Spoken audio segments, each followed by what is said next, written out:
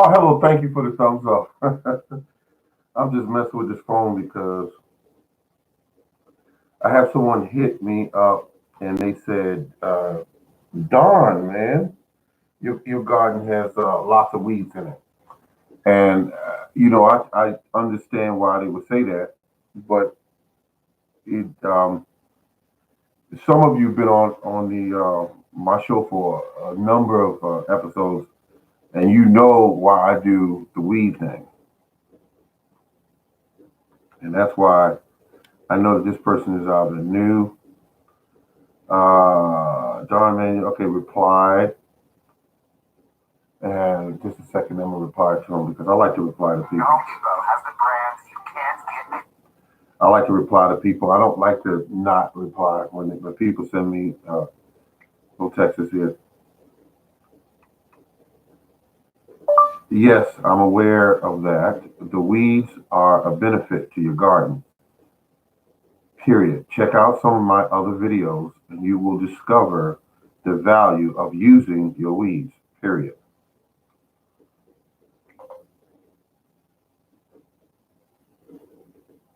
I think I enlightened that person. I think they'll chop and drop. That's it right there. Backyard. Backyard garden.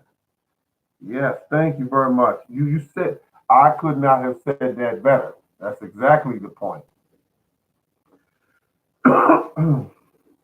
That's exactly the point. People, I have lost 27 pounds. Yay! That's being out there in the garden, using that manure for digging my holes. I gotta say this, folks. For me, there's no better tool to dig holes with. Oh, thank you very much, thank you. Because I mean, let me just say this to you, and some of you have kids, and stuff. So I don't want to talk about kids in a negative fashion. But up at the doctor's office today, I saw a young kid, young African American kid. He was grossly overweight. He was about, I want to say about 11 or 12, and he had breasts, okay, that were, you know, male breasts. He had them, and I looked at that, and I looked at mom, and mom was big too, but mom was not. Well, yes, she was. She was big, but you know. So I felt for the kid. I said, "Wow, is he gonna be a diabetic before he gets 20?" I hope not. That's what I was thinking. But he was big. He was a big kid. But I digress. Um, Eating from the garden keeps you healthy, and that's what we need to teach our children and grandchildren to do is to be able to grow their own foods. And I gotta tell you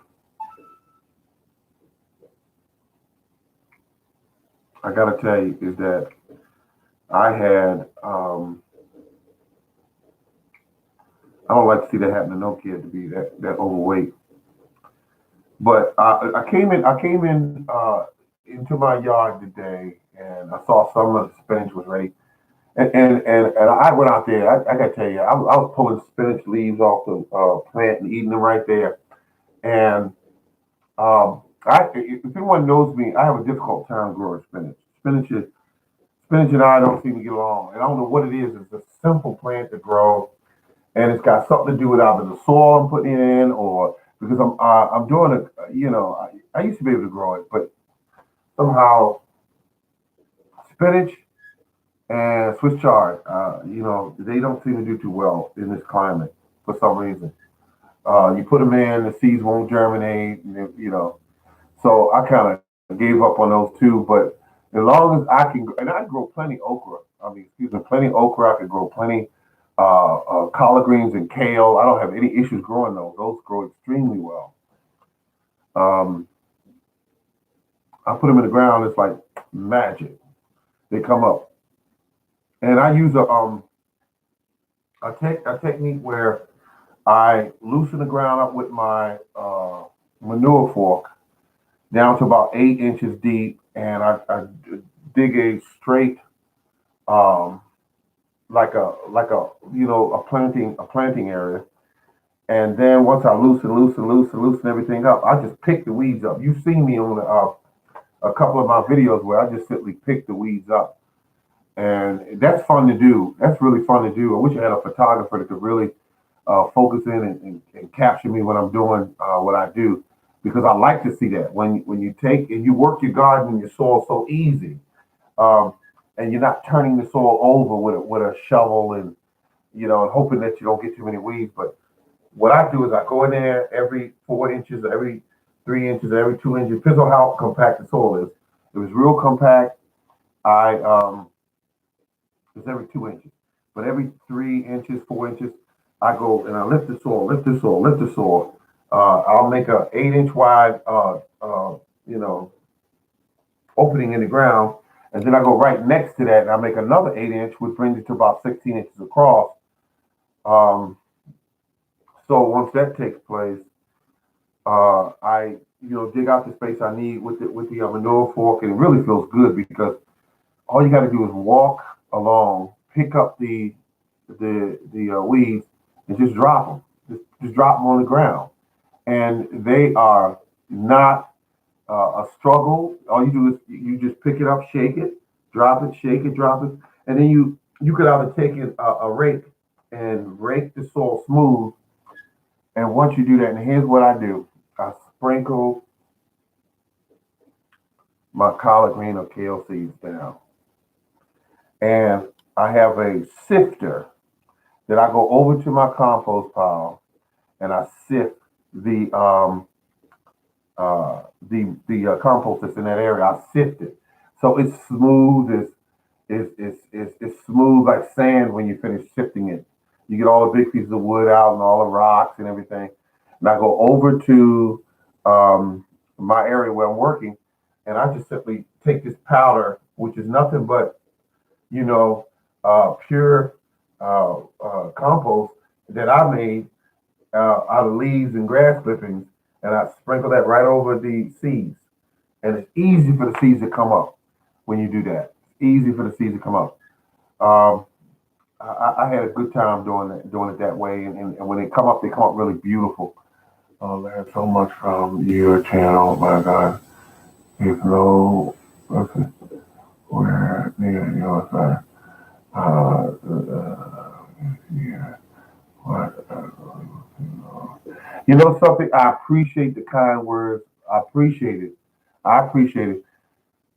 I do. I'm thinking of what you're saying, and what I try to do is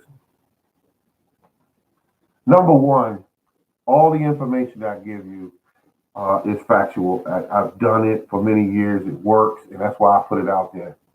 I talk about saving money when you purchase your items for your garden. I talk about saving things for your garden, like seeds and that sort of thing. Um, which is something I have to work more on, which is saving seeds. But when someone acknowledges the fact that give them information, and you can learn a great deal from a lot of these channels. But I tell people when they go on YouTube looking for gardening information, I tell them, yeah, you can look at other gardeners, but I said, do me a favor, make sure you're very clear um, about what you're learning, because sometimes you can have a gardener that doesn't really know.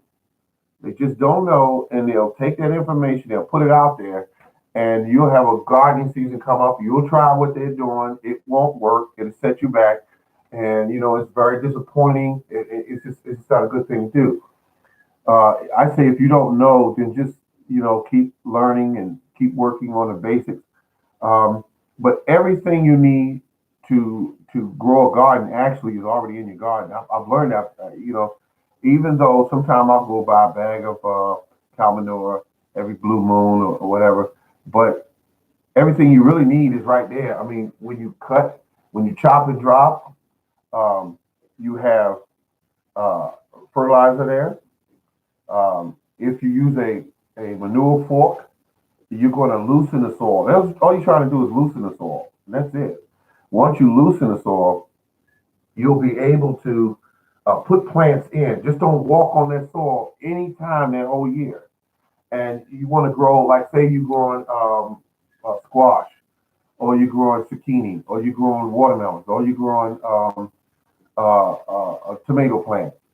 If you work out a hole that's about a foot and a half to 2 inches, I mean, excuse me, 2 feet across, a hole. If you do that, guess what? Your soil will be so loose that you will be able to grow almost anything in that soil. And what I do is I take my hand and I scoop out the space, and I take the whole plant and I set it down in there, and I kind of lightly tamp it down, and then I put my fertilizer around there, organic, or I put my manure around that hole, right around the plant, like you're doing a side dressing.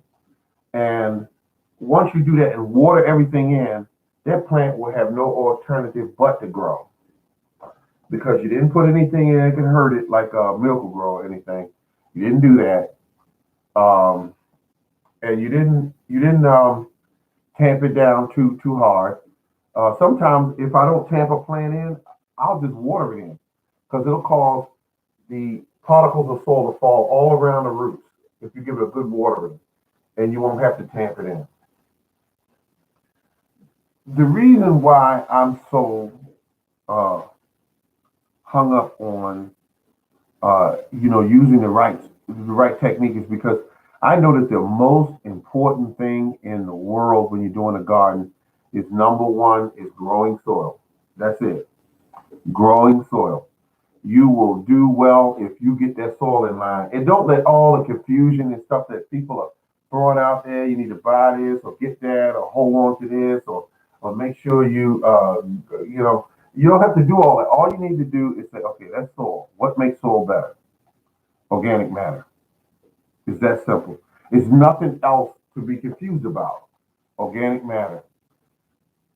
Hello, how you doing? I saw your program today when um, uh, you talked about basically purchasing items in the time of year when the gardening season is pretty much, they consider the gardening season to be pretty much over, and you can find a lot of bargains.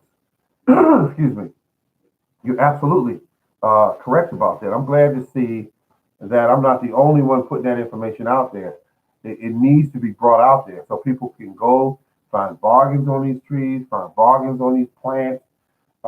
Because once you get a tree in your possession, all you're trying to do is buy the genetics. That's all you're trying to do. Once you get the genetics, you got it. You grow peaches for 100 years if you know when to take cuttings, when to grow what you need to grow. Compost is interesting to me. Thank you for sharing. Um, Getting up on. That's right. Hey, thank you very much.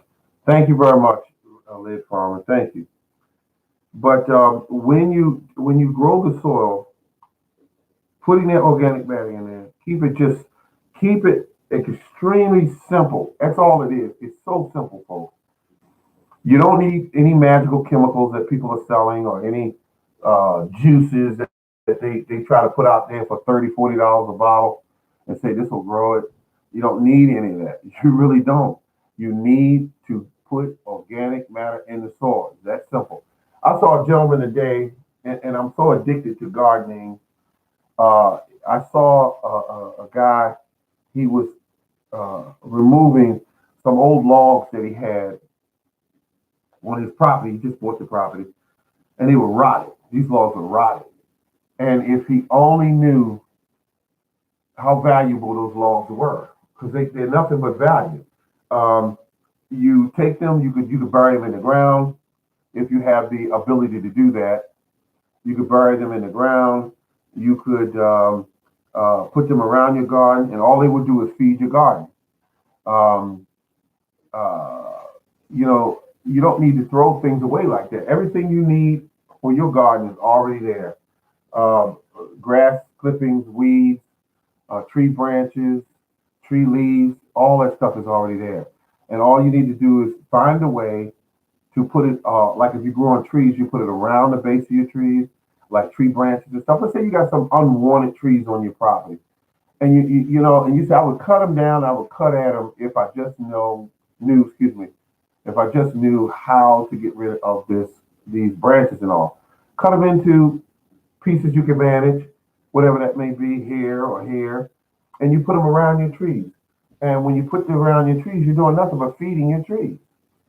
And you'll see a tree get just as fat when you put organic matter around them, that whether it be grass clippings or whether it be leaves or whether it be tree branches, they eat all of that.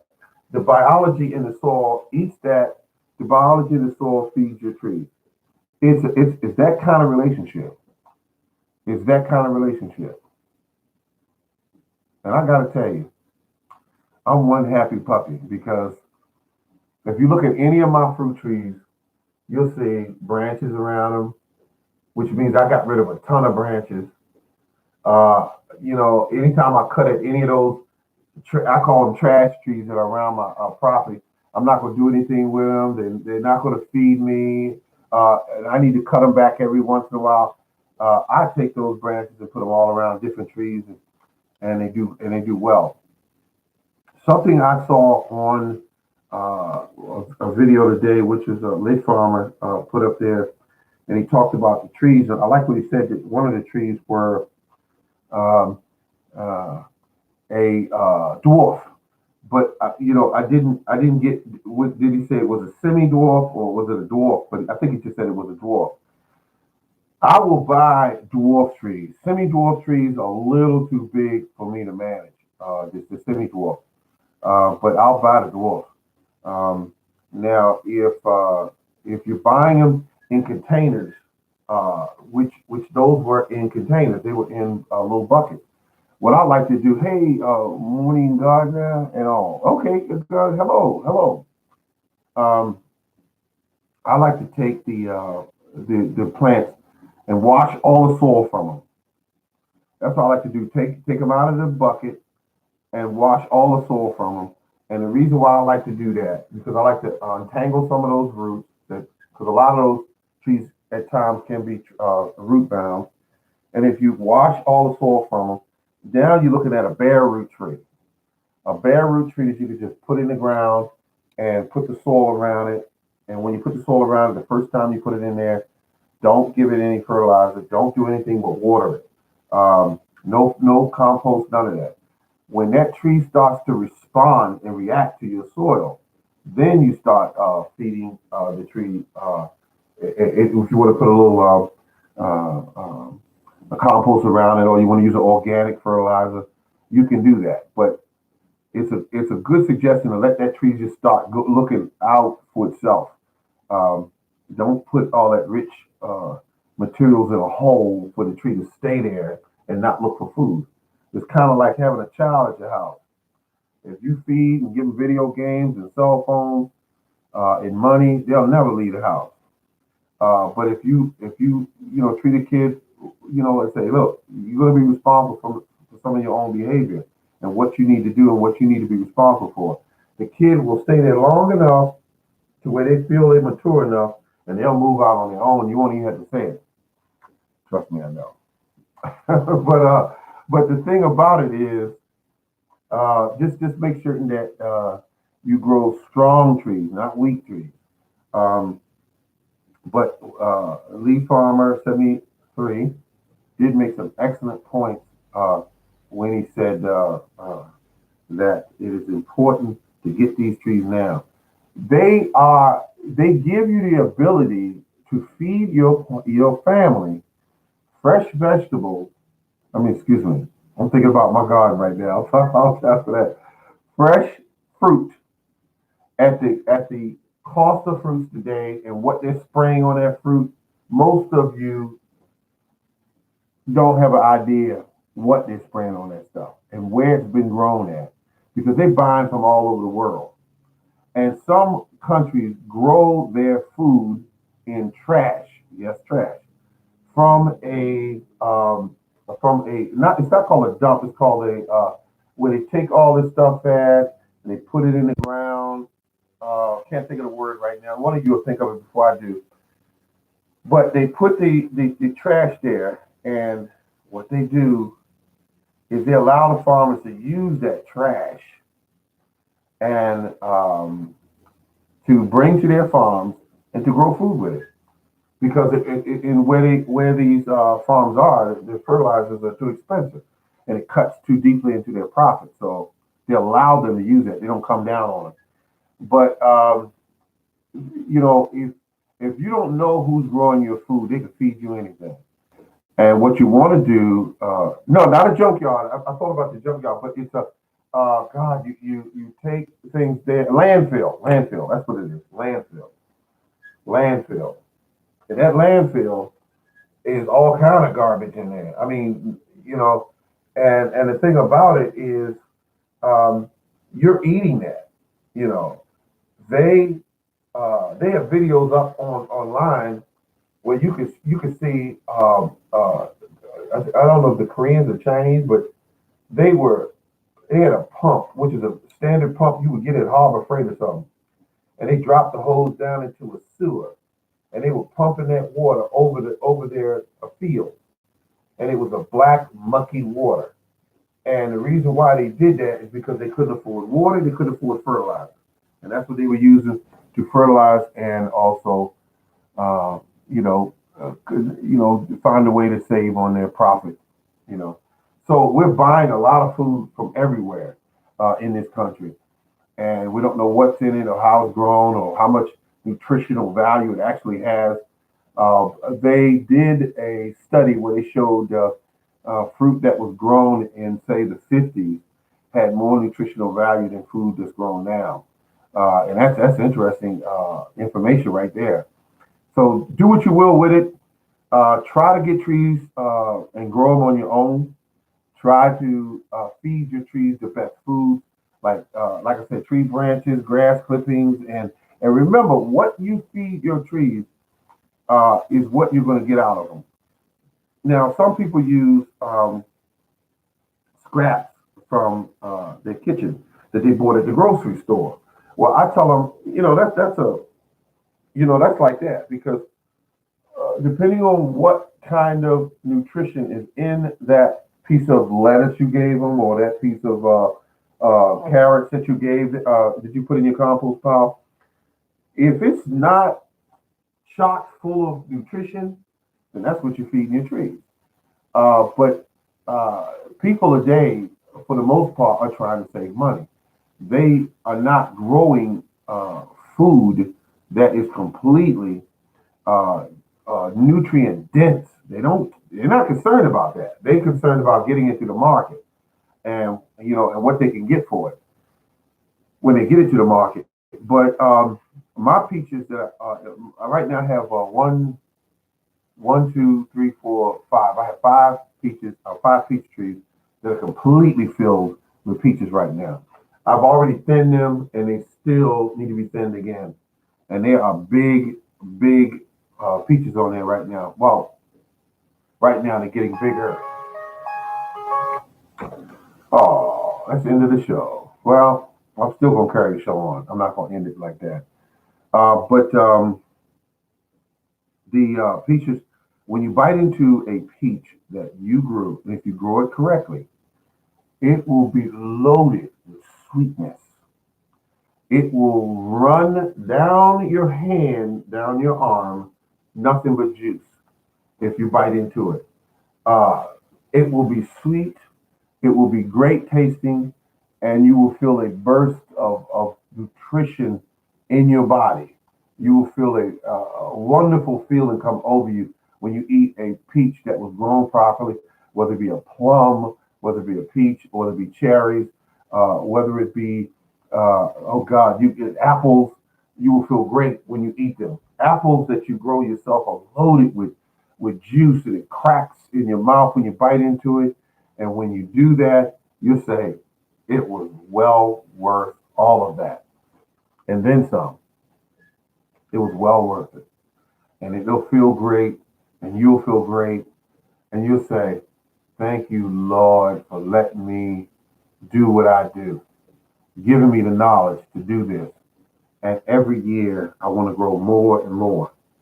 And I got a bed out there right now filled with raspberries. I got a trees out there filled with peaches. I just finished about a week ago picking, and it wasn't a lot of cherries, but I think about 4 pounds off of one tree, and it was still loaded with cherries. I just got tired of picking them. Um, and then I got five more cherry trees out there. I gotta find the mates for them so that they will produce. Now, Led Farmer said something to me one day. He said it was a cherry tree that he said begins with ST. I can't remember the name of right now, but I know what tree he's talking about. So when I see the name again, I'll know it. But most trees are crossed with that tree. Now, also, I have another tree out there that is an interesting tree because it doesn't need a male or female tree to produce cherries. It doesn't need it. And that tree might cross with, well, that sounds like it, but what is a Stella, a Starlet? God, I can't remember the name of the tree, but I had one on the property. That's it. That's it. That's it. That's it. I had one and it died. I had one of those trees and it died. And when I lost that tree, no. That was some years back. When I put it in the ground, it was growing and it just died. And I remember that. And I said, oh man, but I bought it to cross with the other cherry trees. I bought it to cross with my other cherry trees, which is called oh God, I can't remember the name of it, but my cherry trees have four different grass kinds of, okay, I guess that's a good thing though, yeah. You got the grass on it. Folks, that's something I have to get into, which is grafting, because every time I do them, it doesn't make it. So I bought the parafilm. I bought the little pliers that you use to graft with. They cut like a key, and then you just fit the two parts together like that. Um, but here's what, I was getting some more information, and it said the best time to graft was in the fall. And then some people say you have to get the scion wood. It has to be put in the refrigerator for a period of time before you can bring it out and try to graft it to your tree. And I'm saying, wait a minute. It sounds like when I see it done, that they're using just fresh cuttings. They saying, I'm gonna cut this tree here and bring it over here and put it on that tree. So I got to get into grafting because once I get into grafting, I'm set. Because I could take a piece of a cherry tree from one cherry tree over to another and put it on there, and I'm set. Some people actually buy the scion wood, bring it home. You know,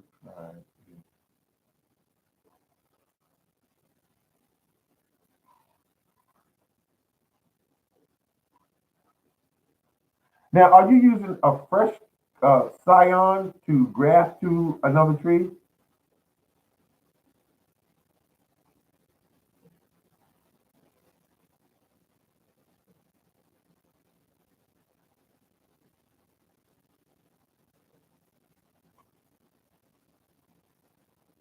Okay, I see what you're saying. You're saying no, not always. I don't use a fresh one. Sometimes you use one that was done. I think you get the cuttings in the winter and then you use them all throughout the years. Some fresh, some fresh, over winter. Okay. Thank you. I appreciate that information because um, when you get the right information, you can move forward.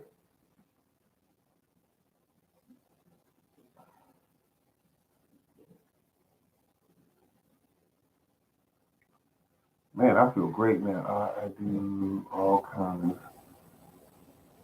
at all times. Okay, yeah, you doing good. You doing real good. Cause if I found I could cross some trees like that. I'll be set.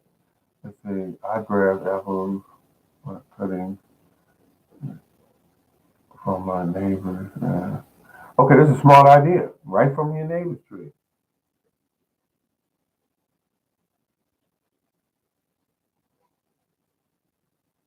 1 out of 5 took. Okay. Yeah. Now I'm using the parafilm. And I understand that the parafilm is another way to go about it. But some say that you could use electrical tape and all of that kind of stuff. But now, is it very important to wrap it tight? Oh, hello, hello.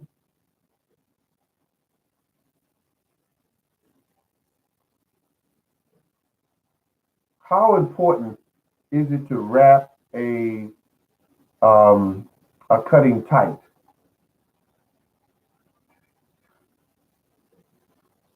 That's it right there. That's where I'm messing up at. I'm not wrapping it super tight. And the way I'm wrapping it later on, air gets in there. Thank you very much, Liz Farmer. Thank you.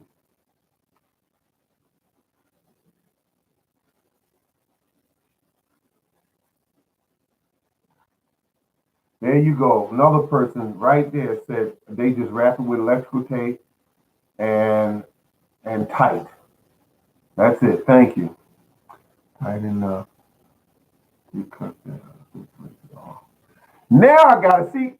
Let me explain something to all of you. Let me explain something. See, Liz Farmer 73 has a way of communicating effectively so that you understand clearly what he's saying. Now watch this. He said, wrap it, and he gave me a mental picture when he said, wrap it tight enough as though you were cutting off the circulation. And that's what you're looking for. That's what you're looking for. Wrapping. I never wrapped them that tight. And I have them nice little pliers that they use where you can go up and go click and then bring it over to the other click and then you can put it on there. And I put both of the God, what they call, well, I put the part of the tree that circulates the fluids called Cambrian layer. But I don't wrap it tight enough. I just don't wrap it tight enough. Now, at the very tip where you cut it from the other tree, are you covering that with something, or can you leave it open?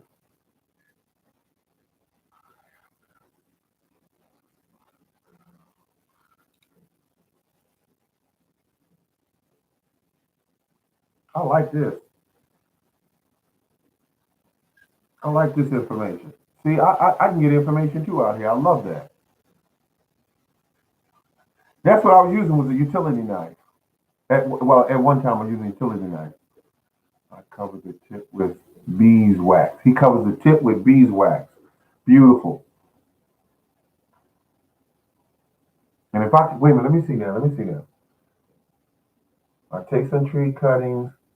I start moving those around those cherry trees because if I find out where I can, if I find out that they cross with that other tree to improve my chances, I'll just bring one branch up there on that cherry tree, connect it to that cherry tree. Make sure when I do my trimmings in the fall that I don't ever cut that one off. I just don't cut it back or whatever. And there I have the genetics there to cross with it. Thank you, Brett. Thank you very much. All cuttings. Now let's talk here so we can close all the information up so it makes sense. Best time to take the scion is in the winter, and then keep it refrigerated. Is that how it works?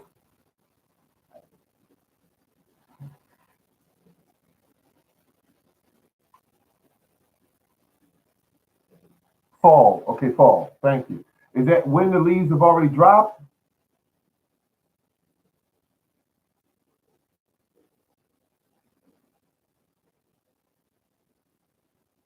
And hold on to them until what, spring, when the sap is rising?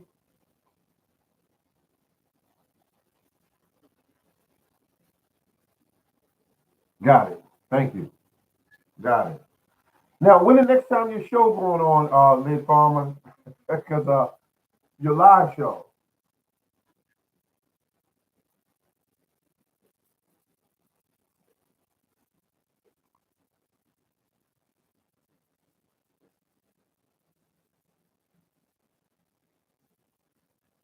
Okay, tonight.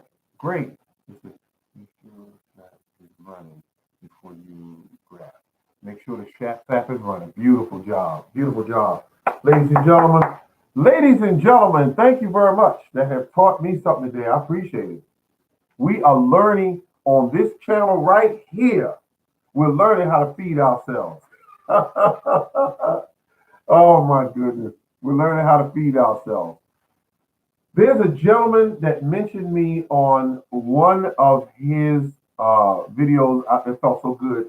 It felt good because he was using um, some of my techniques of planting his seedling. I mean, excuse me, his plants, his starter plants. You know how you put a plant in the ground. I can't think of it right now. Um, but he gave me credit. He's called the Lazy Gardener. I can't think of what he's. I think he's called the Lazy Gardener, older gentleman. And he said, "I got a technique here where I was trying to grow these plants." And he talked like a country boy. He said, "I got you. Let's see. Thank you. Stop and drop. Stop. Drop. Okay. Okay." And he said to me, he said, well, no, it seemed like he was talking to me, but he said, I got this from a gardener. And it's some good information. I want to make sure I pass it on, but I want to give him credit. That's what he said. I want to give him credit. He said, morning gardener. And I had to roll that back a couple of times to hear, did he actually say morning gardener?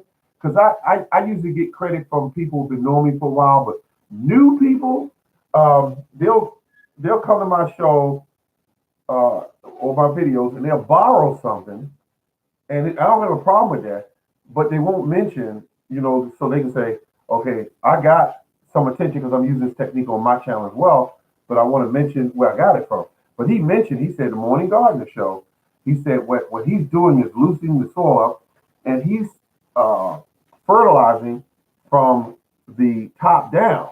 See, for many years, I used to fertilize, dig the hole, and I will put the fertilizer in the hole, mix it with the soil, and then I will put the plant in there, and everything grew fine. It was all right, okay. But the way I'm doing it now is I put the plant in the hole, and all the soil is beautifully loose. And I always dig a $40 hole for a 2-cent plant. $40 hole, which is about 2 feet across. And I just loosen it up with the fork. Now, once I do that, I don't care what kind of soil you got. I don't care if it's crappy. I don't care if it's clay. This technique using that fork will loosen it up. Get you one of those forks. I bought mine at Walmart. It was like $8 years ago. Probably a little more now. Absolutely, probably is. And when you shove those prongs down into the ground, they're 8 inches deep, folks. And when you do that, you keep on and just loosen the soil up. Keep going in, keep going in, keep going in. Just look at my video if you want to, see how I did it. And then the weeds on top, I haven't even touched them. I haven't even pulled them out. They could be 3 inches tall. I haven't even did anything with them. All I did was leave them there while I'm working. And then I go ahead and grab them, and they come right out, and I shake them. And then I set them over where? On the soil. I do not ever stop chopping and dropping. Now, 3 days later, you come out there, they rot it down and turn it brown. Looks like mulch. Actually, you can use it as mulch. But when I lay my plant in the ground and sprinkle around it, which is like a side dressing of what we call it organic fertilizer, then I pack around it 2 inches deep of manure. Once I put that manure in there, whenever it rains or whenever I water, it gets fed. Just like nature intended it to be fed. Everything that hits the soil goes into the soil. And that's what you want to keep in mind. Everything that hits the soil goes into the soil. When an animal walks through a piece of ground and he's eating vegetation and he does his droppings, if it lands in the vicinity of a plant, it hits, goes into the ground by the biology, pulling it down and eating it and everything. And then they give that to the plant. They give that nutrients to the plant naturally. But nothing inside the soil, and the plants have to go and look for it and feed on it. But if you start it from the top, it's constantly food being fed to it, falling through the soil. When it rains, or just during the moisture early in the morning, when it creates that dew, it's constantly feeding that plant. Folks, you can't go wrong if you do it the correct way, the way nature does it. You cannot go wrong. Ladies and gentlemen, this has been the Morning Garden. Thank you very much for tuning in. I appreciate you and looking forward to doing this again. I had a good time this evening. Everybody was participating. They were participating. I appreciate it. Thank you. Keep on growing.